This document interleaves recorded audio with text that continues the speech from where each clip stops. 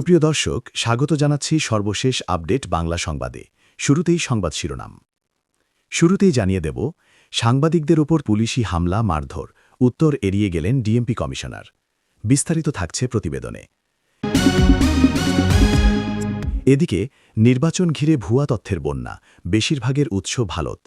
বিস্তারিত থাকছে প্রতিবেদনে। আরও জানিয়ে দেব, বিএনপির অভিজ্ঞতা আছে দেশকে দুর্নীতি থেকে বের করার, তারেক রহমান। বিস্তারিত থাকছে প্রতিবেদনে। এদিকে মোবাইল নির্দিষ্টায় ভোটকেন্দ্রে অনিয়ম আরও সহজ হবে, খেলাফত মজলিস। বিস্তারিত থাকছে প্রতিবেদনে। আরও জানিয়ে দেব, ইসির সিদ্ধান্ত ভোটারদের নিরাপত্তা নয়, বরং অযাচিত নিয়ন্ত্রণ। বিস্তারিত থাকছে প্রতিবেদনে। এবং সর্বশেষ জানিয়ে দেব, জুলাই প্রজন্ম বেঁচে থাকতে কোনো ইঞ্জিনিয়ারিং মেনে নেওয়া হবে না। বিস্তারিত থাকছে প্রতিবেদনে। এতক্ষণ শুনছিলেন সংবাদ শিরোনাম, এবারে বিস্তারিত। তার আগে ভিডিওটি ভালো লাগলে এবং সর্বশেষ আপডেট পেতে চ্যানেলটি সাবস্ক্রাইব করুন। ধন্যবাদ। বাংলাদেশের ভোটাররা আগামী 12 ফেব্রুয়ারি নতুন সরকার নির্বাচন করবেন। তবে বিশ্লেষকরা সতর্ক করে দিয়ে বলেছেন, সমন্বিতভাবে ছড়ানো বিপুল পরিমাণ ভুয়া তথ্য ভোটারদের সিদ্ধান্তকে হুমকির মুখে ফেলছে। আর এই ভুয়া তথ্যের বড় একটি অংশের উৎস প্রতিবেশী ভারত। 2024 সালের শিক্ষার্থীদের নেতৃত্বাধীন গণ অভ্যুত্থানের পর প্রথমবারের মতো নির্বাচনের প্রস্তুতি নিচ্ছে প্রায় 17 কোটি মুসলিম সংখ্যাগরিষ্ঠ দেশ বাংলাদেশ। ওই আন্দোলনে ক্ষমতাচ্যুত হন শেখ হাসিনা, যিনি পরে প্রতিবেশী ভারতে পালিয়ে যান এবং তখন থেকে সেখানে হিন্দু জাতীয়তাবাদী সরকারের আশ্রয়ে রয়েছেন।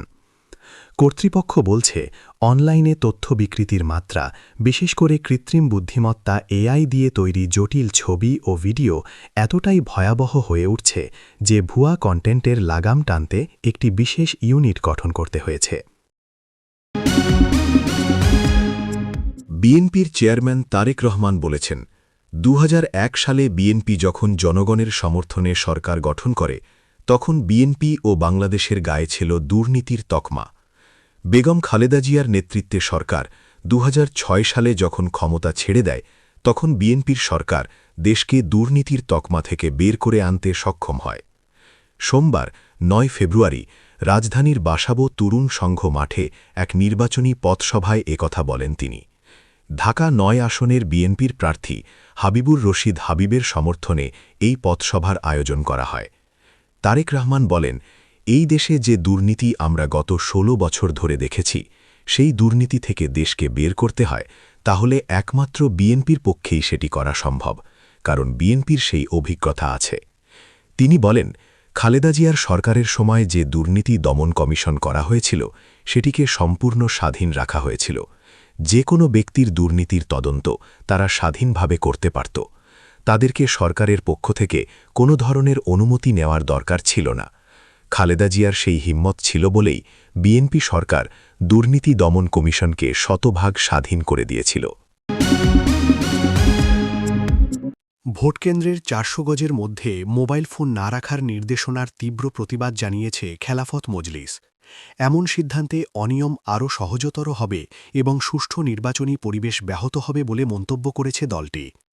সোমবার 9 ফেব্রুয়ারি গণমাধ্যমে পাঠানো এক যৌথ বিবৃতিতে খেলাফত মজলিসের আমির মাওলানা আব্দুল বাসিত আজাদ ও মহাসচিব ড আহম্মদ আব্দুল কাদের বলেন, ভোটকেন্দ্রের 400 গজের মধ্যে ভোটারদের মোবাইল ফোন বহনে নিষেধাজ্ঞা আরোপ করলে নাগরিক সাংবাদিকতা মারাত্মকভাবে ক্ষতিগ্রস্ত হবে।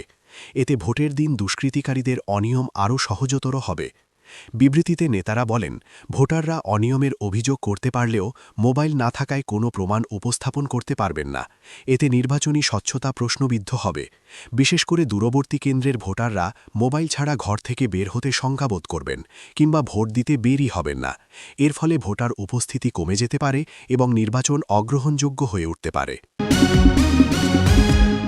দীর্ঘ 16 বছর পর ভোটাধিকার ফিরে পাওয়া 4 কোটি তরুণ ভোটার আর দেশের 12 কোটি মানুষের অব্যক্ত আকাঙ্ক্ষা নিয়ে নির্বাচন কমিশনের ইসির সঙ্গে বৈঠক করেছে ঢাকা বিশ্ববিদ্যালয় ছাত্র সংসদ ডাকসু।